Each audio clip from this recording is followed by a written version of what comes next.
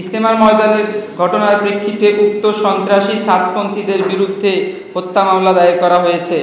আসামিদের দুজনকে কেবলমাত্র গ্রেফতার করা হয়েছে। এজাহারভুক্ত বাকি আসামিদেরকে এখনও গ্রেফতার করা হয়নি। এ থেকে আমরা সাধারণ শিক্ষার্থীরা আপনাদের মাধ্যমে সরকারসহ দেশবাসীর কাছে প্রশ্ন রাখতে বাধ্য হচ্ছি যে ভারতের মোদী সরকারের দোসর এসব সন্ত্রাসী খুনিদের খুঁটির জোর আসলে কোথায়? শ্রদ্ধেয় সাংবাদিক ভাইগণ, আমরা এই অবস্থায় আমরা চারটা দাবি নিয়ে এসেছি, যে দাবিটা আমরা এখন আপনাদের সামনে পেশ করব। আমাদের প্রথম দাবি, আগামী 48 ঘন্টার মধ্যে মামলার এজাহারভুক্ত সন্ত্রাসী খুনি সাতপন্থীদেরকে গ্রেফতার করতে হবে। আমাদের দ্বিতীয় দাবি, তাবলীগের নামে সন্ত্রাসী খুনি সাতপন্থীদেরকে বাংলাদেশে কোনোরূপ কার্যক্রম করতে দেয়া যাবে না। দ্রুত সময়ের মধ্যে সন্ত্রাসী খুনি উগ্রবাদী সাতপন্থীদেরকে প্রজ্ঞাপন জারি করে নিষিদ্ধ করতে হবে। 17 ডিসেম্বর 2024 দিবাগত রাতে সন্ত্রাসী খুনি সাতপন্থীদের কর্তৃক রাতের অন্ধকারে ঘুমন্ত নামাজরত মানুষের উপর একপক্ষীয় আক্রমণকে উভয় পক্ষের মারামারি হিসাবে প্রচার করা হতে সাংবাদিক সহ সরকারের সকল কর্মকর্তাকে বিরত থাকার আমরা আহ্বান জানাচ্ছি। 24-এর গণ অভ্যুত্থানের সৈনিক ও বৈষম্য বিরোধী ছাত্র আন্দোলনের সাথে সম্পৃক্ত সকলের জান মালের নিরাপত্তা নিশ্চিতের জন্য জোর দাবি জানাচ্ছি।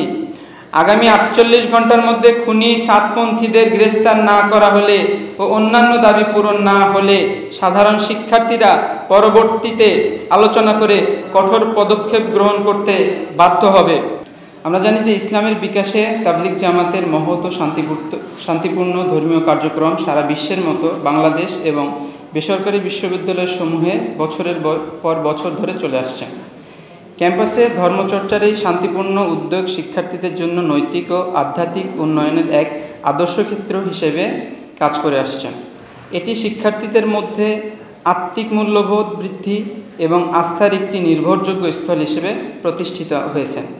আমরা বেসরকারি বিশ্ববিদ্যালয়সমূহের বিভিন্ন অনুষদ ও বিভাগের শিক্ষার্থীদের পক্ষে গভীর উদ্বেগ ও ক্ষোভের সঙ্গে জানাচ্ছি যে ভারতের হিন্দুত্ববাদী মোদী সরকারের মদতপুষ্ট দিল্লির মাওলানা সাদের এদেশীয় অনুসারী তাবলীগ নামধারী সন্ত্রাসীগণ কর্তৃক টঙ্গী বিশ্ব ইজতেমা ময়দানে গত 17 ডিসেম্বর 2024 দিবাগত রাত আনুমানিক 3:30 ঘটিকার সময় মারাত্মক দেশীয় ধারালো অস্ত্রশস্ত্র নিয়ে টঙ্গী বিশ্ব ইজতেমা ময়দানে আক্রমণ করা হয়েছে। উক্ত ঘটনায় সাতপন্থী সন্ত্রাসীরা টঙ্গী বিশ্ব ইজতেমা 2025 আয়োজনে ময়দান প্রস্তুতিতে নিয়োজিত শান্তিপ্রিয় ঘুমন্ত ও নামাজরত দাওয়াত তবলীগের আলমিশুরা বা সুরাপন্থী সাথীদের উপর আক্রমণ করে এবং সাথে সাথে 3 জনকে হত্যাও করে। সেখানে যে মাদ্রাসা রয়েছে সেখানে কোমলমতি শিক্ষার্থী সহ হাজারো মুসল্লি গুরুতর আহত হয়। সারা বিশ্বের সকল জনগণের মতো আমরা অত্যন্ত ব্যথিত ও দুঃখ ভারাক্রান্ত। ফলশ্রুতিতে আজকের এই সাংবাদিক সম্মেলন আহ্বান করতে আমরা বাধ্য হয়েছি। আজকের এই সাংবাদিক সম্মেলনে আপনাদের উপস্থিতিকে আমরা স্বাগত জানাই। শ্রদ্ধেয় সাংবাদিক ভাইগণ, বিগত 4 ও 7 নভেম্বর 2024 ইংরেজি তারিখের মাননীয় স্বরাষ্ট্র উপদেষ্টা মহোদয়ের সভাপতিত্বে স্বরাষ্ট্র মন্ত্রণালয়ের সভাকক্ষে এক বৈঠক অনুষ্ঠিত হয় ও স্বরাষ্ট্র মন্ত্রণালয়ের নির্দিষ্ট শাখা কর্তৃক স্বাক্ষরিত একটি প্রজ্ঞাপন আমাদের হাতে এসেছে, যা থেকে সুস্পষ্টভাবে প্রতীয়মান হয় যে 31 জানুয়ারি 2025 হতে 2রা ফেব্রুয়ারি 2025 পর্যন্ত তাবলীগ জামাত বাংলাদেশের সুরাপন্থী সাথীরা প্রথম পর্বের বিশ্ব ইজতেমার আয়োজন করবেন। ইজতেমা শেষে দ্বিতীয় পর্বের ইজতেমার জন্য 4 ফেব্রুয়ারি 2025 মঙ্গলবার 3টায় বিশ্ব ইজতেমা মাঠ প্রস্তুতি কমিটিকে বিশ্ব ইজতেমার মাঠ বুঝিয়ে দেবেন।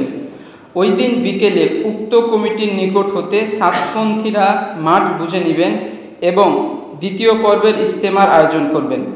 ইজতেমা শেষে 11 ফেব্রুয়ারি দুপুরে পুনরায় উক্ত কমিটির নিকট সাতপন্থীরা মাঠ বুঝিয়ে দিবেন। অথচ বিগত 17 ডিসেম্বর 2024 তারিখে দিবাগত রাতে অন্ধকারে টঙ্গী ইজতেমা মাঠে সাতপন্থীরা সরকারের উক্ত সিদ্ধান্তকে বৃদ্ধাঙ্গুলি দেখিয়ে অনুপ্রবেশ করে। বিভিন্ন সামাজিক মাধ্যম যথা ফেসবুক, হোয়াটসঅ্যাপ গ্রুপ, টেলিগ্রাম ইত্যাদিতে সাতপন্থীরা সরকারের উক্ত সিদ্ধান্তের বহির্ভূতভাবে 20 থেকে 24 ডিসেম্বর 2024 তারিখে তাদের কর্মীদের একটি অবৈধ ও তাদের মতে ভিন্ন রকম সমাবেশ করবে মর্মে প্রোপাগান্ডা করতে থাকে। সাতপন্থীদের নেতা ওয়াসিফুল ইসলাম চিঠি দিয়ে তার অনুসারীদেরকে টর্চ লাইট, হ্যান্ডমার নিয়ে আসার জন্য আহ্বান করে, যার থেকে রাতের আধারে পরিকল্পিত আক্রমণের আভাস পাওয়া যায়।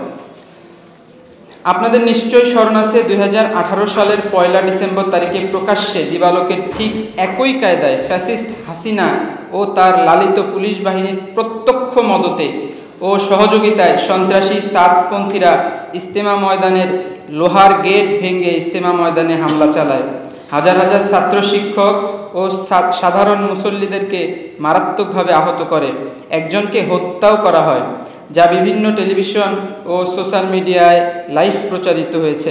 2018 সালের এই হামলার বিচার তো দূরের কথা, কোনো তদন্ত এখন পর্যন্ত হয়নি।